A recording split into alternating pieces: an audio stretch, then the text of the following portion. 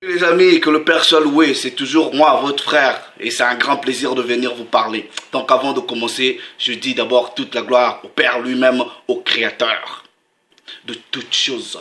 Lui seul qui contrôle mon être et mon mouvement. Je dis aussi une mention spéciale à la personne du préméné, le Christ de Dieu, mon Seigneur et Sauveur. J'espère qu'il est aussi pour vous.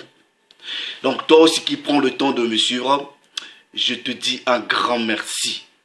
Donc nous allons encore rentrer dans les mystères cachés de la parole du Père. Parce qu'il est écrit dans Deutéronome 29, 29 que les choses cachées appartiennent au Père lui-même et les choses révélées nous appartiennent. Et le Père il dit à Jérémie, demande-moi, je te montrerai les choses cachées, les choses que tu ne connais pas. Donc aujourd'hui nous allons faire cette vidéo, comme vous pouvez voir le titre, ok, pourquoi y a-t-il toujours des miracles, ok, avec le faux nom Jésus. Ouf. Bon, vous voyez, moi, votre frère, quand je viens faire des vidéos, je ne suis pas un psychologue. Je ne suis pas là pour régler les problèmes d'émotion des gens. Vous voyez les gens, ils viennent, ils réagissent, ils tremblent, ils déballent leurs émotions. Non. Quand je viens, vous ne me verrez jamais venir comme ça, comme un prêtre. Vous savez, bien-aimé, vous savez, vous savez. Non, non, non, non, non, non, non.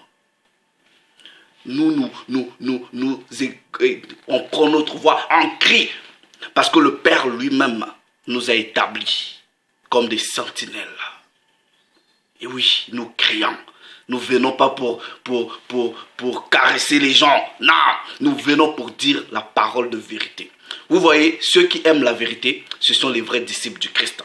Quand vous lisez dans Jean chapitre 6, à partir du verset 60, il y a des gens, quand le Christ parlait, ils n'ont pas pu supporter les propos du Christ.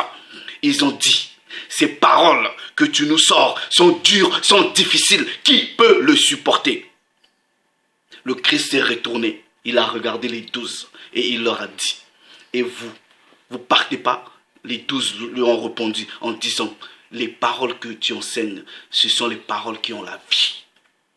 Où irons-nous?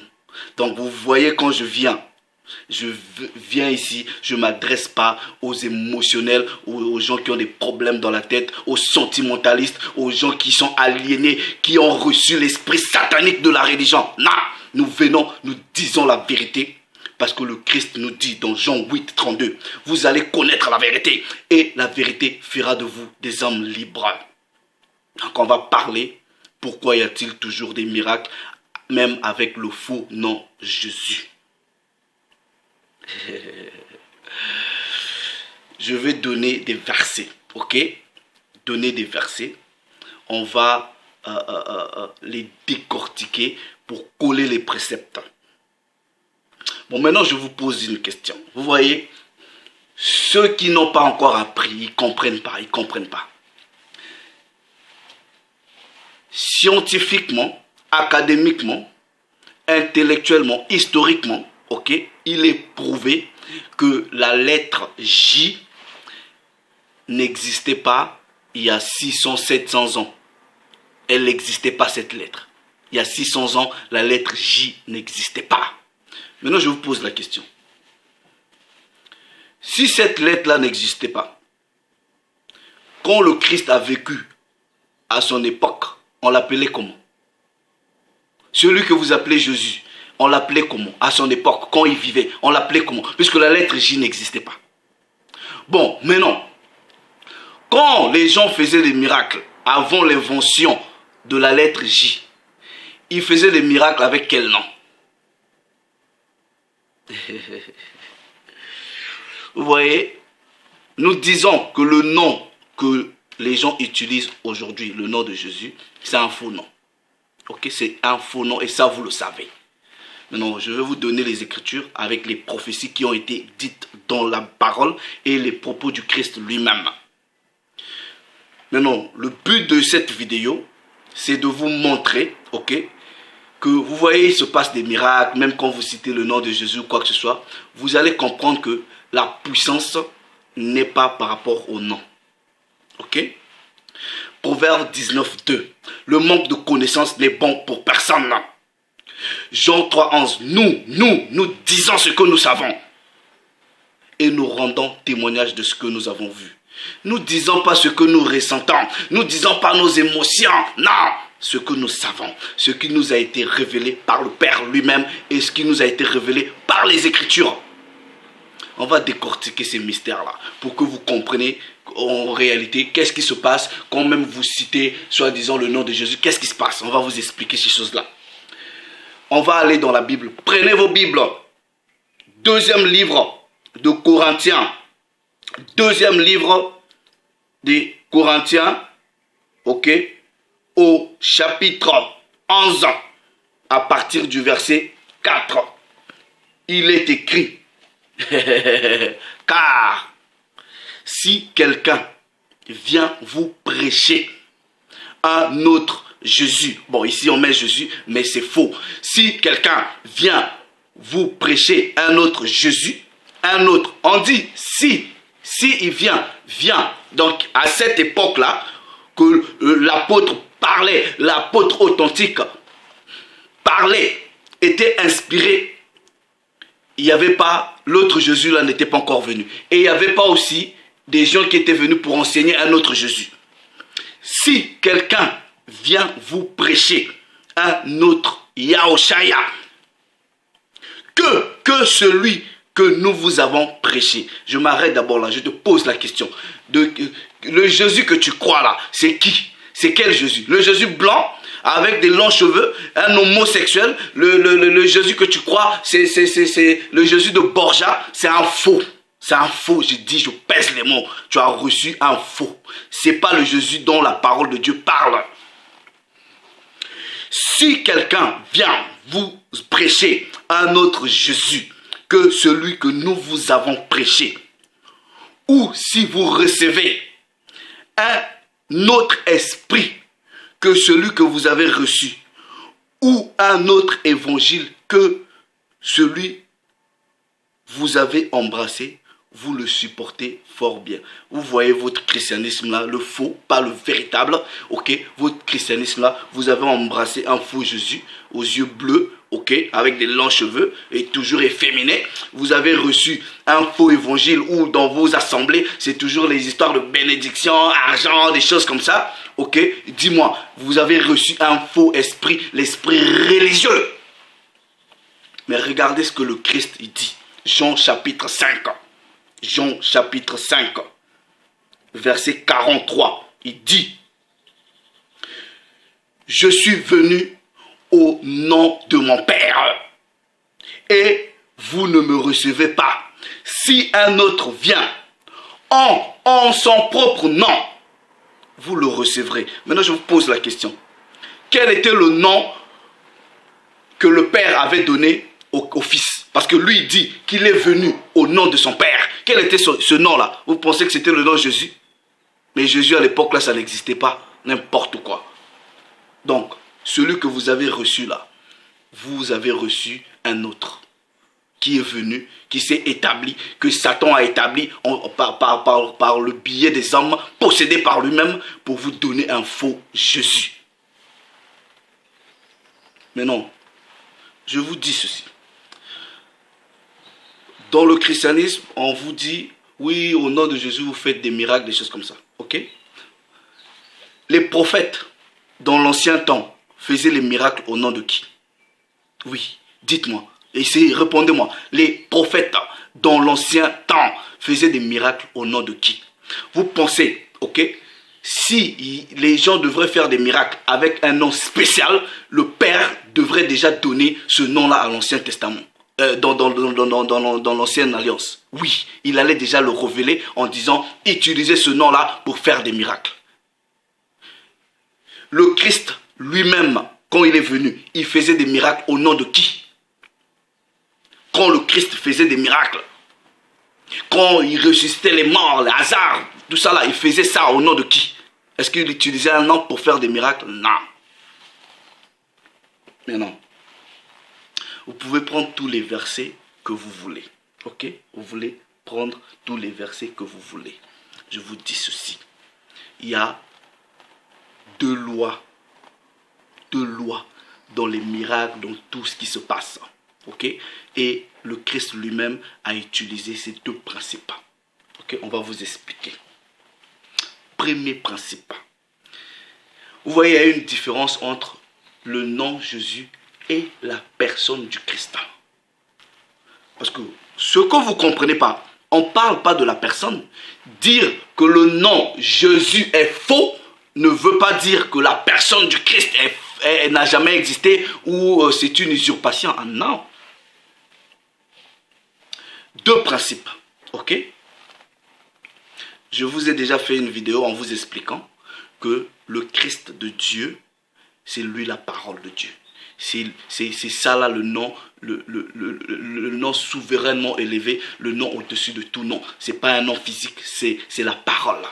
Ok? Et le Christ utilisait deux principes pour faire les guérisons. Ok? Il utilisait lui-même étant que la parole, en déclarant la parole. Ensuite, il voyait la foi de la personne qui avait besoin du miracle. On va vous prouver cela.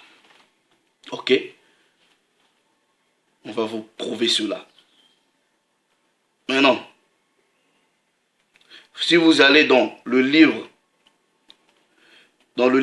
de Matthieu au chapitre 8, verset 13, il est écrit: puis le Christ dit au centenier, version Louis II, 1910, va, qu'il te soit fait selon ta foi. Il n'a jamais dit en mon nom ou non, non, non, qu'il te soit fait selon ta foi. Il déclare la parole parce que c'est lui qui est la parole. Et la parole touche la foi de la personne qui a besoin d'un miracle et le miracle se produit. Ah oui.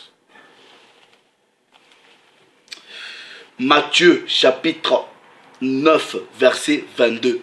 Le Christ se retourna et dit, virgule, en la voyant, prends courage ma fille, ta foi t'a guéri. Donc il a déclaré la parole. Quand la parole touche la foi de la personne, boum, ça produit des miracles. Et cette femme fut guérie à l'heure même. Matthieu chapitre 15 verset 28. Alors le Christ lui dit, femme, ta foi est grande, qu'il te soit fait comme tu veux. Et à l'heure même, sa fille fut guérie. Il y a la parole déclarée et il y a la foi. Ah oui. Matthieu chapitre 21, verset 21.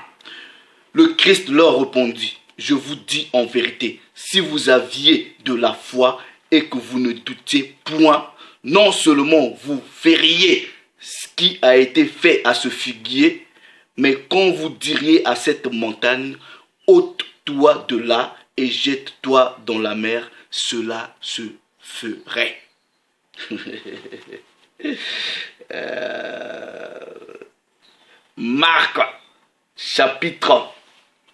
Marc, je vais aller dans Marc, chapitre 9, verset. Marc, chapitre 9.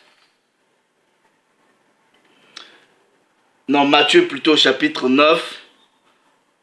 Attendez, Matthieu, chapitre 9, verset 1 à 2. Le Christ, étant monté dans une barque, traversa la mer et alla dans sa ville. Et voici, on lui amena un paralytique couché sur un lit. Le Christ, voyant leur foi, dit au paralytique, prends courage, mon enfant, tes péchés te sont pardonnés. Voyons la foi des gens qui étaient venus avec ce paralytique. Ok, tellement qu'ils avaient foi, le Christ a déclaré la parole, parce que ce paralytique-là, il était possédé à cause des péchés et il est devenu comme ça. Les péchés des parents, si vous collez bien les préceptes par rapport à cette histoire, il est devenu comme ça. quand ceux qui l'ont ramené, ok, ils avaient la foi, le Christ a déclaré la parole. Mais non. Vous voyez, ça c'est le premier principe. La parole, qui est la personne du Christ, et la foi de la personne. Et même les apôtres ont obéi à ce principe. Nous allons dans le livre de Actes des apôtres, ok, Actes des apôtres au chapitre 14. Actes des apôtres au chapitre 14, à partir du verset 9 au verset 10, il est écrit: et il écoutait parler Paul. Et Paul, fixant les regards sur lui et voyant qu'il avait la foi pour être guérir, dit d'une voix forte: lève-toi, droit sur tes pieds. Et il se leva d'un bond et marcha. Il y a la parole déclarée, c'est-à-dire la personne du Christ. Vous déclarez la parole, ensuite la foi de la personne. Boum, quand ça se rencontre, désolé, ça produit le miracle. Mais non. Vous voyez, même dans la Bible, il y a des gens qui ont utilisé le nom Jésus. Peu importe, même si à l'époque ce n'était pas Jésus, ils ont utilisé le nom, le véritable nom à cette époque-là. Il n'y a pas eu de miracle. Je vais vous donner des versets. Pour que vous compreniez que le miracle, ce n'est pas par rapport à un nom particulier. Vous allez comprendre la révélation. Actes des apôtres au chapitre 19, à partir du verset 13, il est écrit: quelques exorcistes juifs ambulants essayèrent d'invoquer sur ceux qui avaient des esprits malins le nom du Seigneur Jésus. Oui, ces gens-là ont invoqué en disant comme vous faites, au nom de Jésus, sur des gens qui étaient possédés, regardez, en disant: je vous conjure par Jésus que Paul prêche. Ceux qui faisaient cela étaient 7 fils de Sheva, juifs, l'un des principaux sacrificateurs. L'esprit malin, le démon, lui répondit: je connais Jésus et je sais qui est Paul, mais vous, qui êtes-vous? Et l'homme dans lequel l'esprit malin s'est lancé, et l'homme dans lequel était l'esprit malin s'est lancé sur eux, se rendit maître de tous les deux et les maltraitait de telle sorte qu'ils s'enfuirent de cette maison nus et blessés. Ils sont venus, ces gens-là, en disant: au nom de Jésus, on vous conjure. L'esprit qui possédait cet homme-là les a saisis. On les a mis à nu. Ils avaient cité le nom de Jésus. Pourquoi il n'y a pas eu de miracle? Vous allez comprendre. Premièrement, ok? Premièrement, c'est que ces gens-là qui pratiquaient ces choses-là ne connaissaient pas le véritable Christ. Ok? Ils ne l'ont pas rencontré, ils ne l'ont pas connu. Ok? Ils ont entendu parler. Parce qu'ils disent, ok? Regardez bien. Ils disent: nous vous conjurons par Jésus que Paul prêche. Donc en réalité, ils n'avaient jamais accepté ce Christ-là. Ils n'avaient jamais rencontré ce Christ-là pour avoir la révélation. Non. Ils ont essayé de dire: au nom de Jésus, les démons les ont possédés. Donc s'il y avait le pouvoir en citant un nom particulier, les démons allaient fuir. Oui, mais le démon lui dit: moi, ce Jésus-là que tu es en train de dire, je le connais. Paul aussi, je le connais. Mais toi là, je ne connais pas. Mais il avait cité le nom. Pourquoi ça n'avait pas marché? Maintenant, vous allez comprendre pourquoi, ok, ça n'avait pas marché et pourquoi en réalité, ok, même si aujourd'hui vous utilisez un faux nom, ok, un faux nom, un nom piraté, il y a des miracles. Mais en réalité, les miracles, ce n'est pas à cause du nom. Non, ce n'est pas à cause du nom. Jean chapitre 1er. Jean chapitre 1er, ok, vous allez comprendre la révélation. Comprenez déjà que premièrement, le Christ, c'est lui qui est la parole de Dieu. Ok, Jean chapitre 1er, verset 10 à 12. Il est écrit: elle était, en parlant de la parole qui est la personne du Christ, elle était dans le monde et le monde a été fait par elle. Le monde ne l'a pas connue. Elle est venue chez les siens et les siens ne l'ont pas reçue. mais à tous ceux qui l'ont reçu et ceux qui croient en son nom. Ok? C'est pas un nom physique. Elle, c'est-à-dire quand vous croyez au nom de la parole, qui est la personne du Christ, elle vous donne le pouvoir de devenir enfant de Dieu, lequel sont nés non du sang, ni de la volonté de la chair, mais de la volonté, ni de la volonté de l'homme, mais de Dieu. On va vous expliquer ce que ça veut dire. Ok? Premièrement, la personne qui veut faire peut-être un miracle, qui veut prier, vous avez combien de fois prié au nom de Jésus et ça n'a pas marché? Pourquoi? Premièrement, ce que vous devrez faire, vous devrez connaître le véritable Christ. Il doit vous connaître. Ok? Et ce Christ-là, c'est lui qui est la parole de Dieu. Ok? Maintenant, quand ce Christ-là vous connaît, ou quand vous le connaissez, ok? Écoutez-moi très bien. Qu'est-ce qui va se passer? Matthieu chapitre 28.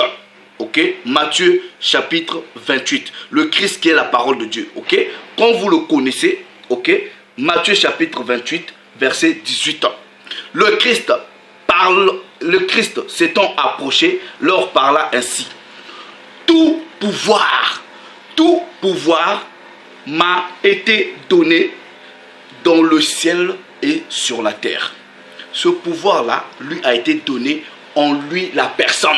Le pouvoir n'a pas été donné à un homme. Non, en la personne.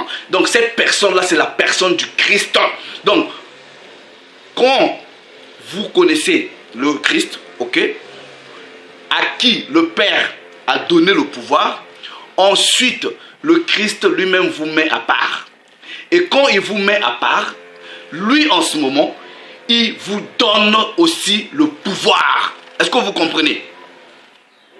C'est pour cela, quand il a sélectionné les apôtres, ok, quand il a mis les apôtres à part, dans Matthieu chapitre 10, au premier verset, il est écrit, puis, ayant appelé ses 12 disciples, il leur donna le pouvoir de chasser les esprits impurs et de guérir toute maladie et toute infirmité. Il leur a donné le pouvoir. Il leur a pas donné un nom, il leur a donné le pouvoir qui lui a été donné. Il leur a pas tout donné, mais il leur a donné un tout petit peu. Il dit, bon, je vous ai mis à part parce que vous m'avez connu. Et en ce moment, le pouvoir que j'ai reçu de la part du Père, je vous donne un tout petit peu.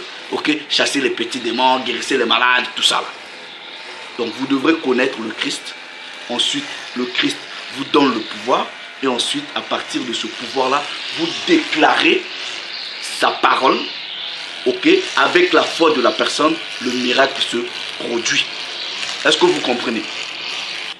C'est pour cela, même dans Luc chapitre 10, verset 19, où on vous dit, je vous donne le pouvoir de marcher sur les scorpions, des choses comme ça. Donc vous devrez premièrement connaître le Christ, ok, qui est la parole de Dieu. Ensuite, quand vous le connaissez, il vous donne ce pouvoir, le pouvoir de déclarer des choses. Parce que c'est lui qui est la parole. Ok? Donc, il vous donne le pouvoir, en déclarant la parole, les choses s'accomplissent avec la foi de la personne. Parce que tout a été créé, tout a été fait par rapport à la parole. Éphésiens, chapitre 1er, à partir du verset 16.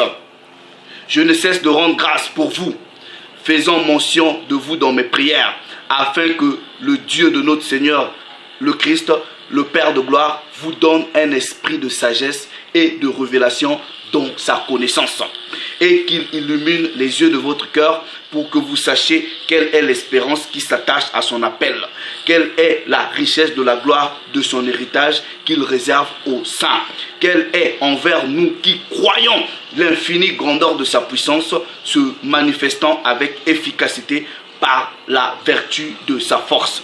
Il, c'est-à-dire le Père, l'a déployé en Christ, en le ressuscitant des morts et en le faisant asseoir à sa droite dans les lieux célestes, au-dessus de toute domination, de toute autorité, de toute puissance, de toute dignité et de tout nom. Donc on vous dit que la personne qui a été souverainement élevée a été souverainement élevé au-dessus de tout nom. Donc, la personne du Christ, c'est-à-dire la parole de Dieu, ok, est même au-dessus du nom Jésus.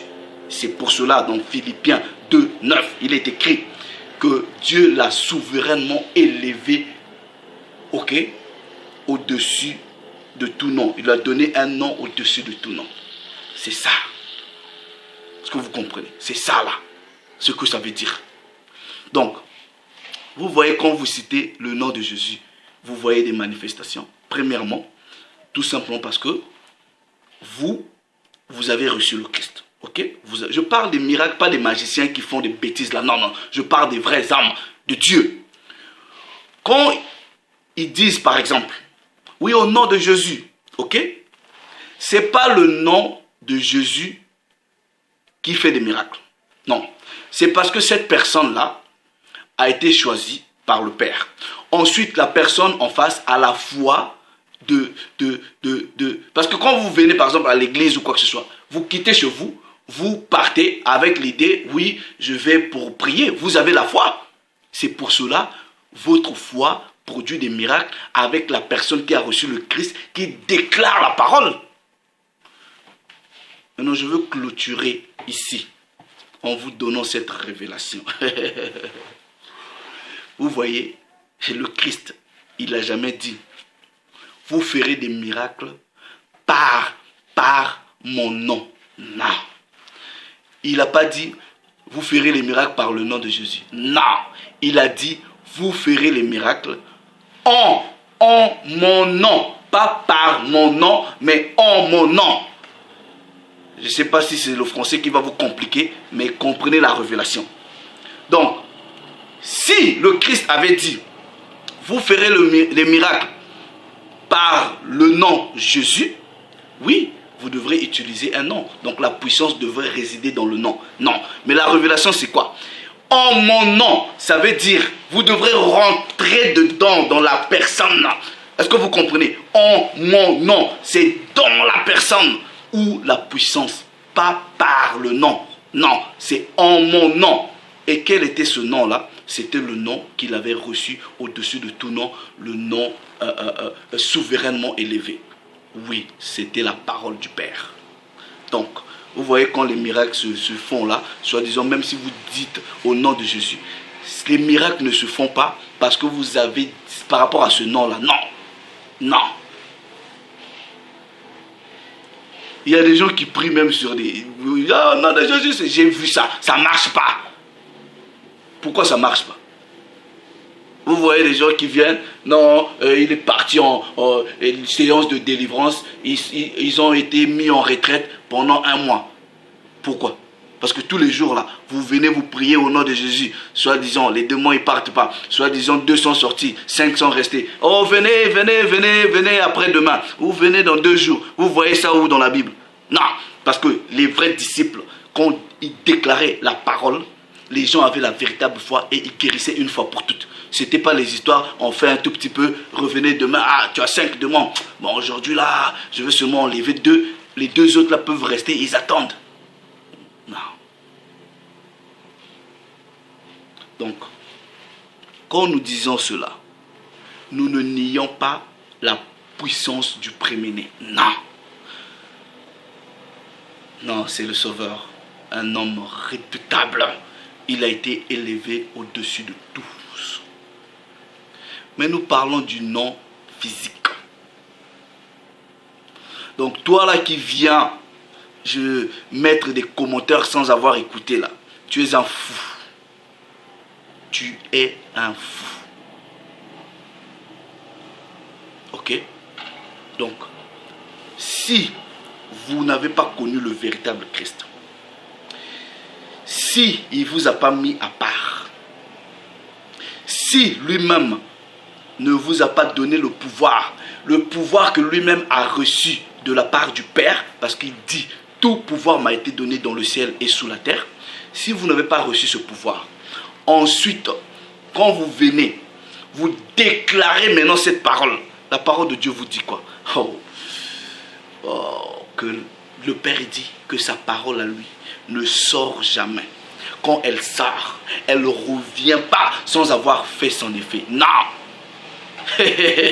Donc, en réalité, si le Christ, si vous avez connu le Christ, le Père vous a mis à part, le Christ vous a donné le pouvoir qu'il a reçu lui-même de son Père, quand vous déclarez sa parole, la personne qui est en face de vous, si elle a la foi, elle guérit tout de suite. Oui, elle guérit tout de suite. Donc, le pouvoir, la puissance, ce n'est pas par rapport à un nom particulier. Non. Ce n'est pas par rapport à un nom particulier. Si c'était par rapport à un nom, le nom là devrait être révélé. Les Moïse allaient utiliser un nom particulier pour faire des miracles. Non. Le Père s'est encore glorifié. Le Père s'est encore glorifié. Maintenant, je te pose la question. Quel est le Christ que tu as reçu? Quel est ce Jésus-là que tu as reçu? Est-ce que tu as reçu le faux Jésus qui a été prophétisé? Est-ce que tu as connu le véritable, dont la véritable parole du Père nous enseigne? Est-ce que tu as connu le Jésus que les hommes t'ont enseigné? Ou est-ce que tu as cherché à le rencontrer? Oui, il est vivant. Est-ce qu'il te connaît? Est-ce qu'il te parle? Est-ce qu'il se révèle à toi? Ou tu as connu le Jésus du christianisme qui a les cheveux comme ça, un efféminé, aux yeux bleus, toujours avec un même boubou, toujours avec les mêmes sandales? C'est une abomination. Maintenant, si c'est celui-là que tu as connu, le Jésus des films, je dis et je pèse les mots. Demande au Dieu véritable de te délivrer de toutes ces images de mensonges, de te délivrer de toute cette aliénation, de te délivrer de toute cette captivité spirituelle. Oui, je dis, le Jésus de ce monde que vous avez connu, c'est un faux, un imposteur. Et le Christ lui-même dans la Bible dit, quand lui il est venu au nom de son Père, vous l'avez rejeté. Et un autre est venu, ou viendra. C'est lui que vous allez recevoir. Et c'est lui que vous avez reçu. Que le Père en tout cas soit glorifié. Je dis au Père véritable, Père, je sais selon ta parole que ton peuple s'est éloigné de toi. Il n'a pas respecté ta loi. C'est pour cela que tu as permis qu'il croie au mensonge, selon qu'il est écrit dans le 2e livre des Thessaloniciens. Mais Père, je prie pour que tu nous touches, afin que nous retournons vers toi, nous retournons vers ta loi, parce que c'est ta loi qui est la vérité. Comme il est écrit dans le livre de Psaume au chapitre 119 du verset 142. Oui, ta loi est la vérité. Et ton Fils, ta parole à toi, qui a été faite chair, est venue en nous disant, vous allez connaître la vérité. Et la vérité fera de vous des hommes libres. Apprends à ton peuple, à toute personne qui m'écoute, ta loi.